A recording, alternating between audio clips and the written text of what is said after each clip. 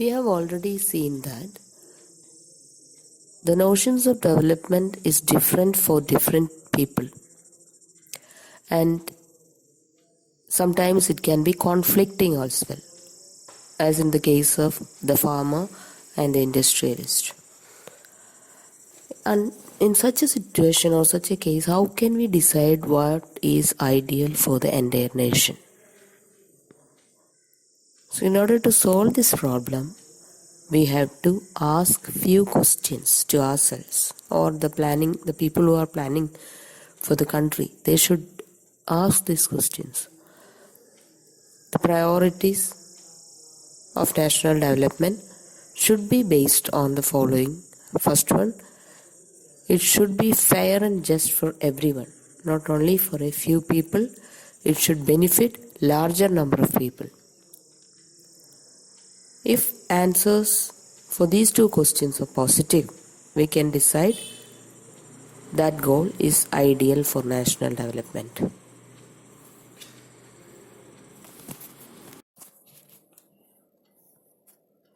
Now, you can take the page number 10 in your textbook. You can see a table there, in that the per capita income of 3 states like Haryana, Kerala and Bihar is given in one box, and in the other one it is given the infant mortality rate, literacy level and net attendance ratio.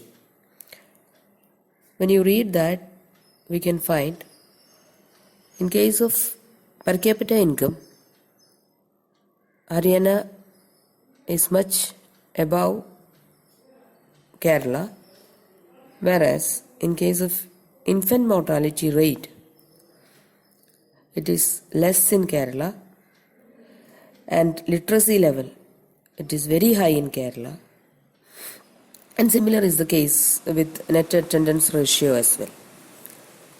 From this, we can understand that in terms of development, Kerala is far ahead than Haryana, though in terms of economic growth, Haryana may be ahead of Kerala. What is the reason how Kerala could overtake Haryana in terms of economic development? It is the next, turn the page number 12, you can see the reason for that. Here we have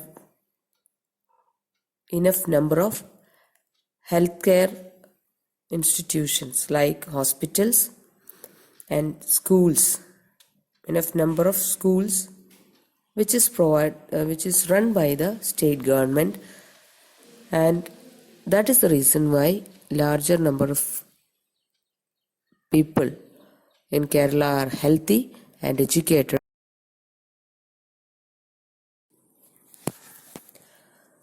Another major issue that comes in the path of development is sustainability. As the word indicates, sustainability, or to sustain, means to continue. The process of development should continue. And here again we should recall what we have studied in your previous classes, that probably in 8th standard I think, it is the classification of resources. There we have classified the resources into renewable resources and non-renewable resources. Renewable resources are those resources which get replenished very fast, and non-renewable resources are those resources which takes millions of years to get replenished. If the resources are not available, development will come to a standstill. Here we have to think. We should use only the minimum required resources, judicious use of resources. That is what is essential for sustainable development. And the same topic is there in your geography textbook also. The definition for sustainable development is given in your geography textbook. You can use the same definition here for your economic part as well. But the importance of resources, that comes in your textbook page number 16. towards the last part of this chapter, you can see why this issue of sustainability is so much important. First one, it is given that it do not respect national or state boundaries. If one country is using resources without any limit, that is going to affect other countries as well. And the second thing is that it is comparatively a new area of knowledge. The sustainable development is comparatively a new area of knowledge which include scientists, economics, philosophers, social scientists, and all these people are involved in making various policies to attain sustainable development. And the last thing is that the process of development is perennial. So it has to sustain. Perennial means never ending. It should go on, continue without any interruption. So for that, sustainable development, the availability of resources is very much important.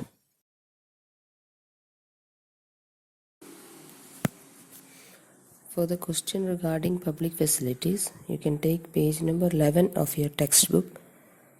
There you can find second column.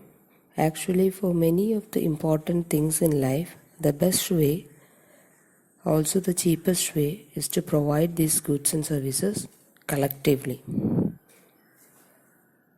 It makes it cheaper and hence it is more accessible even to the poorest people. That in the beginning itself, when we started the class itself, I told the benefits of economic growth should reach the masses or the poorest people. For that, public facilities are helpful in this way. So you can give the same sentences given in the textbook. The 3 sentences which I told you can write. And one more question that comes from this area is that money in your pocket cannot buy all the goods and services that you may need to live well. You can see it in the previous part, just the introductory part of that subunit. And again here, the importance of public facilities itself is shown through these different examples. For example, this is the importance of clean and pollution-free environment, or how can you protect yourself from infectious diseases.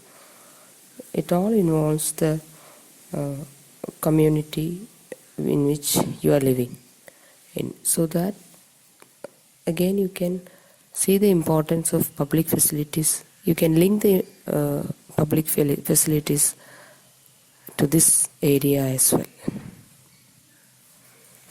Then the next question is regarding the explanation of various terms used. That is there given in the boxes. One in page number 10 you can see, and another one in page number 13. These 2 boxes you can see.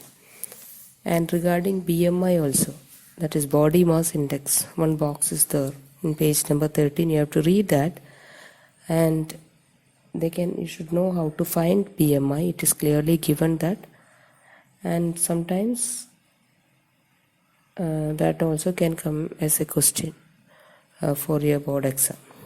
Then another one is page number 12. In the beginning of that you can see Kerala has a low infant mortality rate. What could be the reason for that?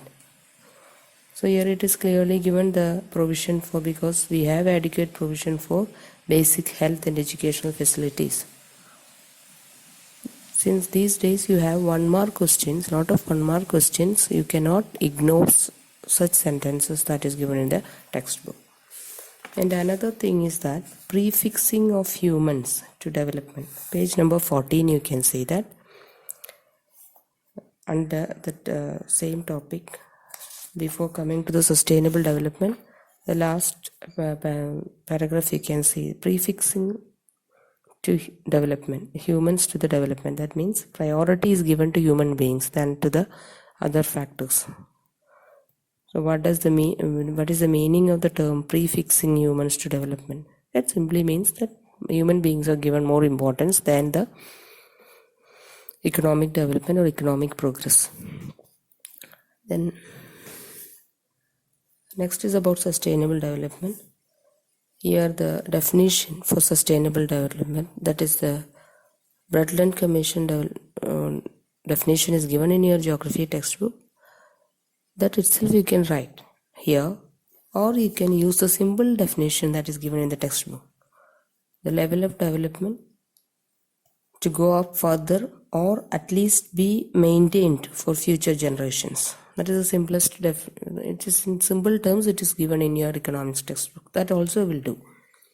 Then regarding the importance of sustainable development, as I told when I gave the explanation for the slides, that last page number 16, you can see that why sustainable development is important. Again in page number 15, you will get the classification of resources, that is renewable and non-renewable resources, and the examples for that. So we have concluded this chapter. Each and every box is important. You have to go through that. And all these answers you have to write in your notebook.